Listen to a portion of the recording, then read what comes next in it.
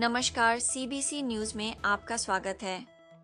बिहार में voter list revision (SIR) को लेकर सुप्रीम कोर्ट ने चुनाव आयोग को बड़ा आदेश दिया है।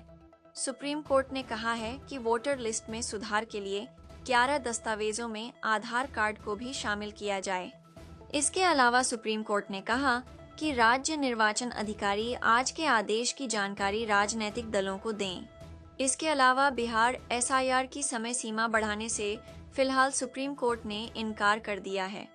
कोर्ट ने कहा है कि अगर भारी प्रतिक्रिया आती है तो डेडलाइन बढ़ाने पर विचार कर सकते हैं।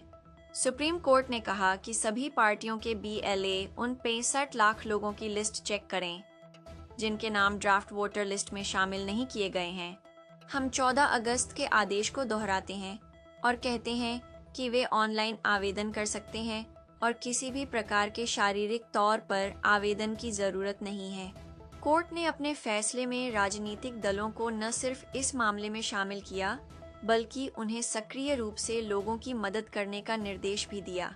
सुप्रीम कोर्ट ने कहा कि यह हैरान करने वाला है कि इतनी बड़ी संख्या में बीएलए होने के बावजूद बहुत कम आपत्तियां दर्ज की गई हैं। कोर्ट ने कहा, अगर राजनीतिक दल ज्यादा जिम्मेदार होते और अपनी जिम्मेदारियों का सही ढंग से पालन करते तो आज हालात बहुत बेहतर होते। याचिकाकर्ताओं के वकील प्रशांत भूषण ने आरोप लगाया था कि चुनाव आयोग आधार कार्ड के अलावा दूसरे दस्तावेजों पर जोर दे रहा है। इस पर कोर्ट ने साफ किया कि आधार कार्ड को वैध प्रमाण के रूप में स्वीकार करना होगा और किसी अतिरिक्त दस्तावेज की जरूरत नहीं है। कोर्ट ने दोहराया कि लोगों को अपना नाम जुड़वाने या सुधार करवाने के लिए बिहार आने की जरूरत नहीं है, वे ऑनलाइन भी आवेदन कर सकते हैं।